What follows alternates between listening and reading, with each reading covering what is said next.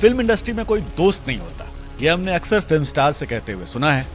पर अगर मैं कहूं कि किसी जमाने में कुछ दोस्तों ने मिलकर एक फिल्म सिर्फ इसलिए बनाई थी कि कर्ज में डूबे अपने एक दोस्त की मदद कर सके, तो आप क्या कहेंगे? यस, हम बात कर रहे हैं 1978 में आई ब्लॉकबस्टर फिल्म डॉन की। नमस्कार, मैं हूं निशांत शेखर और आप देख रहे हैं हमारा नया शो स्क्रीन प्ले। बात है 1974 की। मनोज कुमार की फिल्म रोटी कपड़ा और मकान की शूटिंग चल रही थी और तभी सेट पर आते हैं उस वक्त के एक वेल नोन प्रोड्यूसर नरीमन ईरानी। सेट पर मनोज कुमार अपने काम में कुछ ज्यादा ही इनग्रॉस थे, इतने कि वो नरीमन ईरानी को नोटिस भी नहीं करते। यूजुअली खुश मिजाज रहने वाले नरीमन उस दिन बहुत परेशान थे और वो जाके मनोज कुमार के असिस्टेंट डायरेक्टर चंद्र बैरट से कहते हैं, मुझे 300 रुपए चाहिए। चंद्रा कुछ सोच में पड़ जाते हैं, एक फिल्म प्रोड्यूसर उनसे भला 300 रुपए क्यों मांग रहा है? पर बिना संकोच चंद्रा नरीमन को 300 रुपए दे देते हैं। कुछ दिन बाद नरीमन चंद्रा से फिर मिलते हैं और इस बार उनसे कहते हैं कि मुझे 10,000 की जरूरत है, प्लीज मुझे दे दो, मैं 2 हफ्ते में लौटा दूंगा। चंद्रा को समझ नहीं आता, वो जाकर म्यूजिक डायरेक्टर कल्याण जी से मिलते हैं और ये बात बताते हैं। कल्याण जी चंद्रा से कहते हैं, पैसे मत देना, वापस नहीं मिलेंगे। पर चंद्रा नरीमन को पैसे देते हैं और जैसा नरीमन ने वादा किया था 2 हफ्ते के बाद पैसे वापस कर देते हैं। पर चंद्रा जानना चाहते हैं कि आखिर नरीमन को बार बार पैसों की जरूरत क्यों पड़ रही है। नरीमन प्रोड्यूसर बनने से पहले कैमरामैन हुआ करते थे और उन्होंने ही चंद्रा को भी कैमरा सिखाया था। चंद्रा नरीमन को अपना गुरु मानते थे, इसीलिए इस बार चंद्रा ने नरीमन से पूछा, क्या बात है, तुम्हें बार बार पैसे की जरूरत आखिर क्यों पड़ रही है? नरीमन रो पड़ते हैं और कहते हैं, मैंने सुनील दत्त और वहीदा रहमान को लेकर एक फिल्म प्रोड्यूस किया था, वह फिल्म फ्लॉप हो गई, मेरा 12 लाख का नुकसान हो गया है।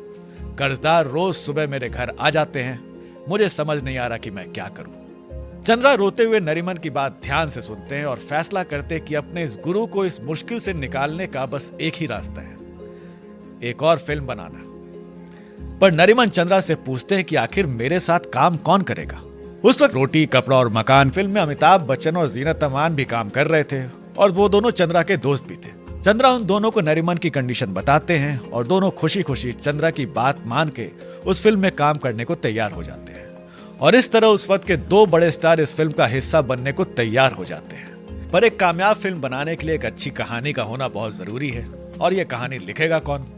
चंद्रा और नरीमन जाते हैं उस वक्त के सबसे सेलेबल स्क्रीन राइटर जोड़ी सलीम जावेद के पास, जिन्होंने तब तक जंजीर, सीता और गीता और यादों की बारात जैसी सुपरहिट फिल्म से अपना सिक्का जमा रखा था।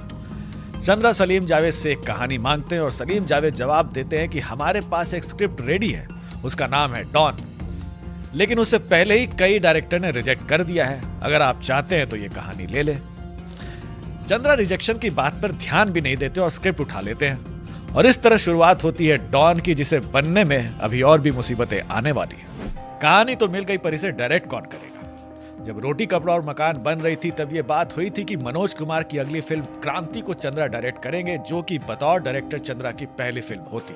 पर किस्मत को कुछ और ही मंजूर था और मनोज कुमार के ही कहने पर डॉन के डायरेक्टर बनते हैं चंद्रा बैरट। हीरो हीरोइन तो पहले से ही फाइनल थे, अब जरूरत थी सपोर्टिंग कास्ट की। सबसे पहले मेन विलेन वरदान की, इंटरपोल ऑफिसर के भेष में एक स्मगलर। उस वक्त नमक हराम, कोशिश जैसी फिल्मों से नेशनल स्कूल ऑफ ड्रामा के एक एक्टर ने अपनी पहचान बना ली थी और वो एक्टर कोई और नहीं था, ओम शिवपुरी थे। वरदान के रोल के लिए नरीमन के कहने पर ओम शिवपुरी को फाइनल किया गया। सबसे आसान कास्टिंग थी डीएसपी के रोल की। उस जमाने में हर दूसरे फिल्म में इंस्पेक्टर का रोल इफ्तिकार ही किया करते थे और इस फिल्म में भी डीएसपी के रोल के लिए इफ्तिकार को चुना गया। वैसे बहुत कम लोग जानते हैं कि ये role jubilee star Rajendra Kumar भी करना चाहते थे। फिल्म में एक और इम्पोर्टेंट कैरेक्टर था जस्सी का और उस रोल के लिए प्राण बेस्ट सूटेड थे। प्राण उस वक्त मनोज कुमार के साथ उपकार और पूरब पश्चिम जैसी फिल्मों में काम कर चुके थे। फिल्म के म्यूजिक के लिए मनोज कुमार कैंप से कल्याण जी आनंद जी को फाइनल किया गया और इस तरह डॉन की पूरी टीम फाइनल हुई। हालांकि मनोज कुमार चाहते थे कि फिल्म का नाम मिस्टर डॉन हो, पर चंद्रा के लिए डॉन सबसे सुटेबल टाइटल था। अब बारी थी फिल्म की शूटिंग की। चंद्रा फिल्म की शुरुआत एक रिलैक्स्ड एम्बियंस के साथ करना चाहते थे और रिलैक्सेशन के लिए सबसे अच्छी चीज है डांस एंड म्यूजिक। और इस तरह डिसाइड हुआ कि फिल्म की पहली शूटिंग ये मेरा दिल सॉन्ग से होगी। पर यह कोई रेगुलर रोमांटिक सॉन्ग नहीं था। इस गाने का माहौल काफी टेंस था। नांसर अपने पति की मौत का बदला खोज रही है, पुलिस वाले डॉन को पकड़ना चाह रहे हैं, डॉन को पुलिस के चंगुल से भागना है, डॉन के रिवॉल्वर को डांस करते करते लड़की को खाली करना है और गाने के आखिर में ये डायलॉग कि डॉन का इंतजार तो 11 मुल्कों की पुलिस कर रही है। इतना सारा ड्रामा एक सॉन्ग में, और इस पूरे ड्रामे को क्रिएट करने का टोटल खर्चा था 45,000 रुपए, जो कि उस वक्त काफी ज्यादा हुआ करते थे। प्रोड्यूसर के पास ज्यादा पैसे नहीं थे, तब डायरेक्टर चंद्रा की बहन कमल ने इस सॉन्ग का पूरा खर्च उठाया। फिल्म में अमिताभ का डबल रोल था, जिसमें एक कैरेक्टर एक फनी स्ट्रीट सिंगर था, जो कि अमिताभ के उस जमाने के इमेज से काफी अलग था, क्योंकि तब तक वो एंग्री यंग मैन के नाम से फेमस थे। इस कैरेक्टर को अमिताभ को समझाने के लिए चंद्रा एक दिन अमिताभ के साथ एक फिल्म देखने गए। फिल्म थी संजीव कुमार की नया दिन नई रात, जिसमें संजीव कुमार ने 9 अलग अलग रोल्स किए थे, और उनमें से एक रोल था स्टेज आर्टिस्ट का, जो कि थोड़ा एफिमिनेट है और अक्सर पान खाता है। फिल्म देखते समय चंद्रा ने अमिताभ के कान में कहा, टाइगर, संजीव को ठीक से देख लो, अपनी फिल्म में तुम्हारा ऐसा ही किरदार है। अमिताभ समझ गए और फिर rest this is history. Don के बनने में पैसे की बहुत बड़ी प्रॉब्लम थी, और प्रोड्यूसर नरीमन के कई दोस्तों ने पैसों से तो नहीं और तरीके से डॉन के बनने में मदद की। वैसे ही एक दोस्त थे प्रेम जी, जो कि उस वक्त मजबूर फिल्म बना रहे थे, जिसके हीरो थे अमिताभ बच्चन। बहुत कम लोगों को पता है कि डॉन के कई सीन्स मजबूर के सेट पर शूट हुए थे और कुछ वहीदा रहमान के घर पे। फिल्म के लुक को ऑथेंटिक रखने के लिए मैक्सिमम सीन्स रियल लोकेशन पे शूट हुए थे, और उन्हीं लोकेशंस का एक मजेदार किस्सा आपको बताते हैं। 1993 बॉम्बे सीरियल ब्लास्ट में जिन 12 लोकेशंस पे बॉम्ब ब्लास्ट हुए थे, उसमें से एक लोकेशन था होटल सी रॉक, जो कि उस वक्त बन रहा था जब डॉन की शूटिंग चल रही थी। फिल्म के कई सीन्स इस अंडर कंस्ट्रक्शन होटल में भी शूट हुए थे। याद कीजिए वो सीन जहां रोमा विजय को डॉन समझ के उस पर हमला करती है। इसके अलावा फिल्म का टाइटल ट्रैक मैं हूं डॉन भी इसी होटल सी रॉक में शूट हुआ था। एक दिन फिल्म की शूटिंग के बीच में एक स्मार्ट यंग पायलट अपनी वाइफ के साथ सेट पर पहुंचता है, और ये कोई और नहीं था बल्कि अमिताभ के दोस्त और तब के प्राइम मिनिस्टर इंदिरा गांधी के बेटे राजीव गांधी थे, जो सेट पर सोनिया और अपने 2 बच्चे राहुल और प्रियंका के साथ आए थे। वैसे जब 1975 में इंदिरा गांधी ने इमरजेंसी लगाया था, तो उसका कुछ नुकसान डॉन को भी उठाना पड़ा था। हुआ ऐसा कि चंद्रा डॉन को इंटरनेशनल स्टैंडर्ड की फिल्म बनाना चाहते थे, और वो द गॉडफादर से काफी इंस्पायर्ड थे। गॉडफादर जैसा ही एक्शन सीक्वेंस वो डॉन में भी दिखाना चाहते थे, पर इमरजेंसी के टाइम गवर्नमेंट ने वायलेंस और ब्लड शेड और फाइट सीक्वेंस के ड्यूरेशन पे कुछ रिस्ट्रिक्शन लगा रखा था। बहुत कम लोग जानते हैं कि शोले की ओरिजिनल एंडिंग में ठाकुर गब्बर को जान से मार देता है, पर सिंस उस सीन में काफी वायलेंस एंड ब्लड शेड था, वो सीन सेंसर ने अप्रूव नहीं किया और फिर शोले की एंडिंग बदलनी पड़ी। वैसा ही कुछ डॉन के साथ भी हुआ। उस वक्त रूल था कि फिल्म के टोटल रील में से सिर्फ 90 फीट के रील फाइट सीक्वेंस में हो सकते हैं। इस वजह से डॉन के कई सीन्स से ब्लड शेड को रिमूव करना पड़ा। जैसे आपको याद होगा कि फिल्म के शुरुआत में अमिताभ एक पुलिस इन्फॉर्मर को गोली मारते हैं और कहते हैं कि मुझे इसके जूते अच्छे नहीं लगे, या फिर वो सीन जिसमें डॉन टैक्सी ड्राइवर के भेष में रमेश को जान से मार देते हैं। इन सारे सीक्वेंस में ब्लड शेड दिखाए बिना डेथ एस्टैब्लिश करना था। सिंपल लैंग्वेज में कहे तो एक्शन कम एंड एक्सप्रेशन ज्यादा, और खून का नामो निशान नहीं। डॉन का जब भी जिक्र होता है तो एक ही तस्वीर जहन में आती है, जिसमें Amitabh Bachchan black and white check T shirt में दौड़ते हुए नजर आ रहे हैं। इनफैक्ट डॉन के सारे पोस्टर्स में भी अमिताभ का यही लुक रखा गया था, पर शूटिंग के दौरान सेम कपड़े पहने पहने अमिताभ भी परेशान हो गए थे। अमिताभ ने चंद्रा से अपने कॉस्ट्यूम बदलने को भी कहा था, पर चंद्रा कंटिन्यूटी ब्रेक नहीं करना चाहते थे। उनका कहना साफ था, डॉन अपनी जान बचाकर भाग रहा है, उसे कपड़े बदलने का वक्त कहाँ है। वैसे ऐसा ही हाल प्राण साहब के साथ भी था, जो इस पूरी फिल्म में सेम कॉस्ट्यूम में नजर आए थे।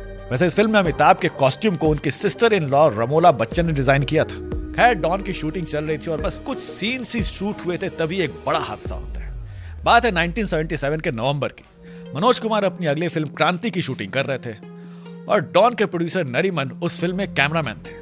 शूटिंग के दिन जोर की बारिश हो रही थी और उसी बीच फिल्म सेट पर बारिश की वजह से एक कमजोर दीवार का हिस्सा नरीमन के ऊपर गिर जाता है। नरीमन बुरी तरह घायल हो जाते हैं और उन्हें हॉस्पिटल ले जाया जाता है। डॉक्टर उनकी हिप सर्जरी रिकमेंड करते हैं, बट डायबिटीज के कारण उनकी सर्जरी हो नहीं पाती और 10 दिसंबर 1977 को नरीमन की डेथ हो जाती है। डॉन बन ही इसलिए रही थी कि नरीमन को कर्ज से मुक्त किया जा सके। ऐसे में डॉन के बनने से पहले ही नरीमन की डेथ पूरी टीम के लिए एक बड़ा सेटबैक था। चंद्रा ने नरीमन के परिवार को भरोसा दिलाया कि डॉन कंप्लीट होगी और इस परिवार की फाइनेंशियल कंडीशन इंप्रूव हो जाएगी। डॉन का टोटल बजट था 85 लाख, जिसमें से 60% कॉस्ट डिस्ट्रीब्यूटर ने बेयर किया था, क्योंकि इस फिल्म से जुड़े हुए थे अमिताभ बच्चन और सलीम जावेद। रिमेनिंग 40% कॉस्ट यानी 30 लाख में से चंद्रा ने अपने जेब से 7 लाख लगाए थे, बाकी स्टार्स ने भी अपनी अपनी फीस ऑलमोस्ट हाफ कर दी थी। अमिताभ को इस फिल्म के लिए 2.5 लाख मिलने वाले थे, पर उन्हें सिर्फ 1.5 लाख मिले। जीनत अमान ने तो कह दिया कि उन्हें उनकी 1.5 लाख की फीस में से कुछ भी नहीं चाहिए। प्राण को भी 5 लाख में साइन किया गया था, पर वो हाफ अमाउंट पे काम करने को तैयार हो गए थे। मकसद बस एक ही था, डॉन को कंप्लीट करना। खैर, फिल्म की शूटिंग कंप्लीट हुई और चंद्रा ने एक दिन इसकी प्राइवेट स्क्रीनिंग मनोज कुमार को दिखाई। मनोज कुमार फिल्म से काफी खुश थे, पर उन्होंने एक सजेशन दिया। फिल्म का सेकंड हाफ काफी एक्शन पैक्ड है, इतना कि इंसान बाथरूम भी ना जा पाए। इंटरवल के बाद कोई लाइट मोमेंट लाओ। कुछ ऐसा ही सजेशन राजकुमार की बेटी रीमा ने भी दिया, और इस तरह फिल्म के सेकंड हाफ में खई के पान बनारस वाला गाने की एंट्री होती है, जो अमिताभ के करियर का सबसे बड़ा हिट सॉन्ग बन जाता है। हालांकि चंद्रा आज भी मानते हैं कि इस फिल्म में खई के पान बनारस वाले गाने की जरूरत नहीं थी, पर यह गाना इतना पॉपुलर था कि जब भी लाइव शो में फैंस इस सॉन्ग की डिमांड करते थे तो किशोर कुमार एक्स्ट्रा 5,000 मांगते थे सिर्फ इस गाने को गाने के लिए। 12 मई 1978 को डॉन थिएटर में रिलीज होती है और क्रिटिक्स इसे ब्लास्ट कर देते हैं। उस जमाने की फेमस क्रिटिक्स देवयानी ने डॉन को रिव्यू करते लिखा, the career of a young man is over. इशारा चंद्रा बैरट की तरफ था। डॉन का फर्स्ट वीक कलेक्शन काफी खराब रहा। उसका एक कारण था अमिताभ की ऑलरेडी एक फिल्म त्रिशूल, जो कि यश चोपड़ा ने डायरेक्ट की थी, वो एक वीक पहले ही इससे रिलीज हुई थी। यश चोपड़ा के सामने चंद्रा बैरट जैसे फर्स्ट टाइम फिल्म मेकर की फिल्म आखिर क्यों लोग देखें? बट ऐसा कहते हैं ना, पिक्चर अभी बाकी है मेरे दोस्त। डॉन ने सेकेंड हाफ से पेस पकड़ा और धीरे धीरे लोग इससे देखने के लिए पागल होने लगे। थिएटर में लोग खई के पान बनारस वाला सॉन्ग पर कुर्सियों पे चढ़ के नाच रहे थे और फिल्म ने जबरदस्त कलेक्शन किया, और उस कलेक्शन का एक बड़ा हिस्सा गया प्रोड्यूसर नरीमन के परिवार को, जैसा कि चंद्रा ने वादा किया था। फिल्म ने अमिताभ के करियर को एक जोरदार पुश दिया और फिल्म के लिए उन्हें उनका दूसरा बेस्ट एक्टर अवार्ड मिला, पर डायरेक्टर चंद्रा खाली हाथ रह गए। पर उससे बड़ी दुख की बात यह है कि इसके बाद चंद्रा ने कोई और हिंदी फिल्म